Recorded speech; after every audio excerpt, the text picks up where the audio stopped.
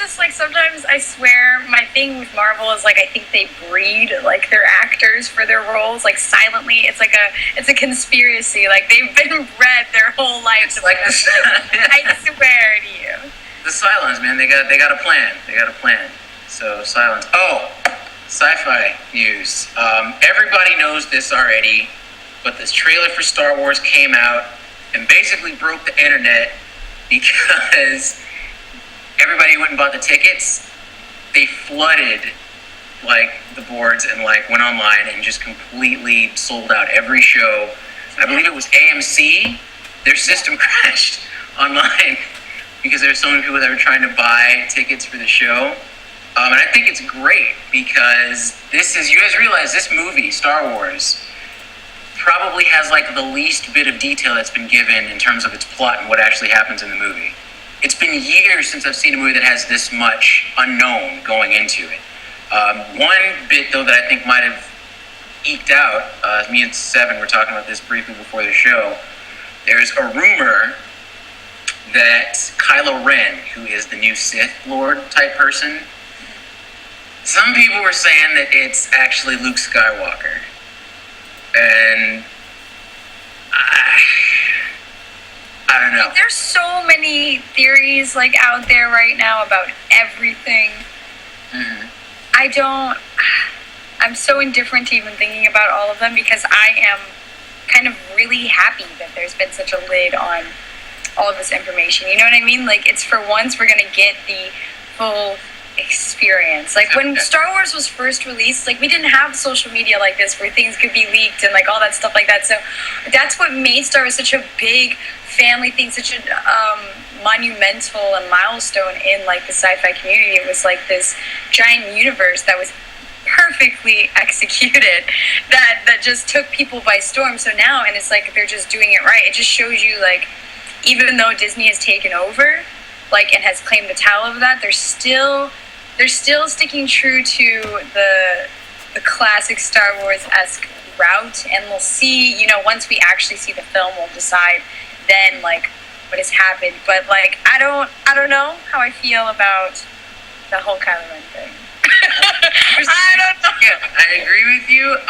When it comes to multiple fronts of it being a fresh cinematic experience, like, you go into movies nowadays, I say this all the time, but it's like you go into movies having seen about 45% of the flick already between the posters, between all the spoilers that are online, and the little scenes that they'll play before the movie comes out, which I hate.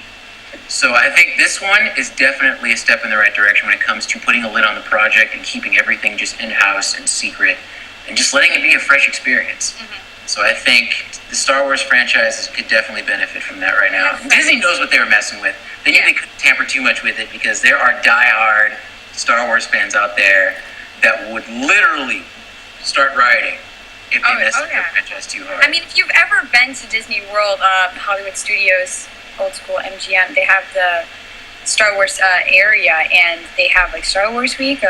May 5th or whatever, they come and they do a whole like reenactment. Their costuming is just so good, and they're on point. Like, just everything is like to the T. So like the fact that they do that there, it just shows you like, and they've been doing that for a while now. It's just going to extend. Like, this is only going to boost. Like, the next step is a Star Wars theme park. Like, you guys don't know how hyped Florida is over here. Like, this could be a reality, y'all. We've talked about that before. I feel like you guys in Florida, they don't deserve a Star Wars land. They don't deserve a Star Wars land. We have nothing out here. We can take away Raging Waters.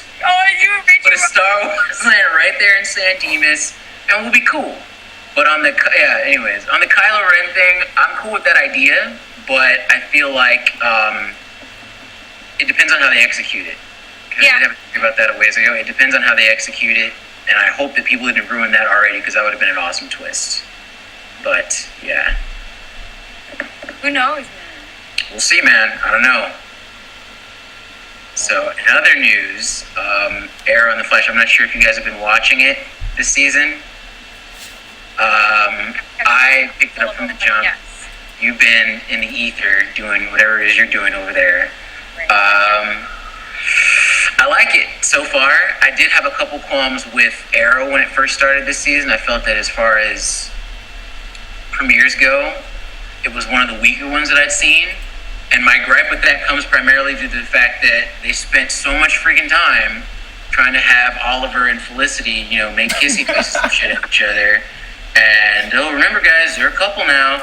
And then I feel like they spent so much time trying to build that up, the fact that they're in a relationship now, that everything else just seemed like it was exposition.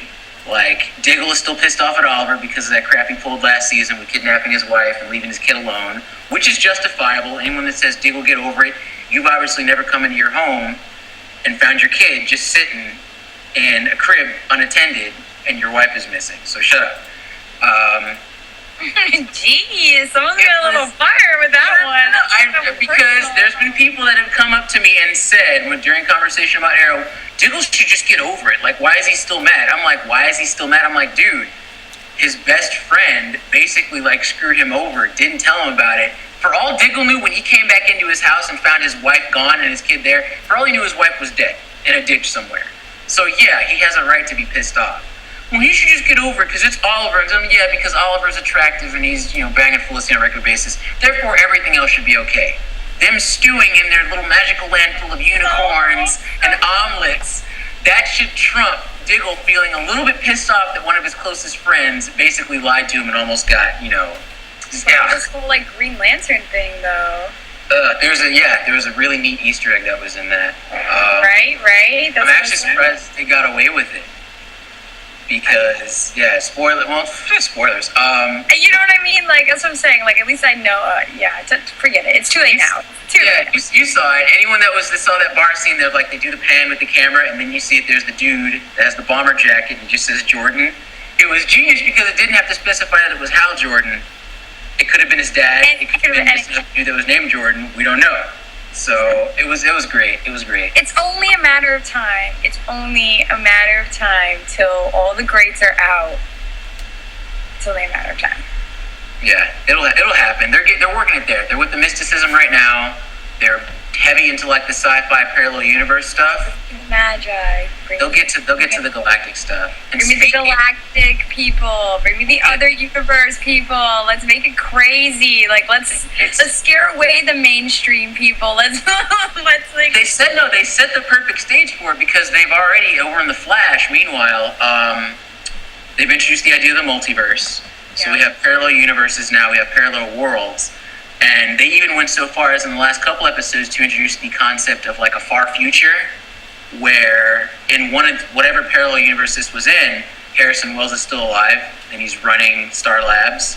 And it just seemed like it was a far future type of thing where it was the 21 something year. And I'm like, by then Green Lantern's known. By then the Flash and the Speed Force is public knowledge. It has to be. So they'll get there. Sounds great though. I really think that's gonna take over because the last sci-fi heavy show, in general, I mean, that was so good that dabbled in parallel universes and stuff, regardless of comics, was Fringe, and that hasn't been on for forever.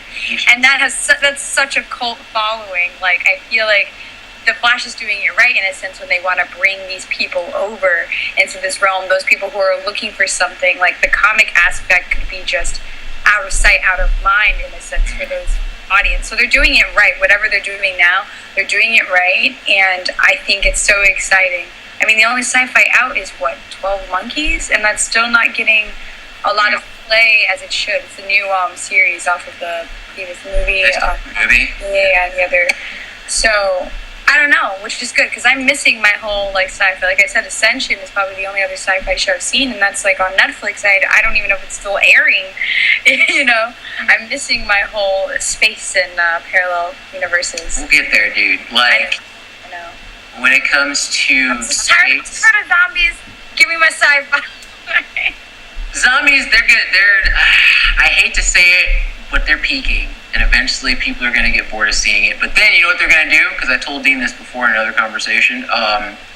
When the superhero franchise thing, when the boom kind of wanes, they're going to start getting desperate. They're going to start doing crossovers. And eventually they're going to do, I bet you anything, Marvel Zombies.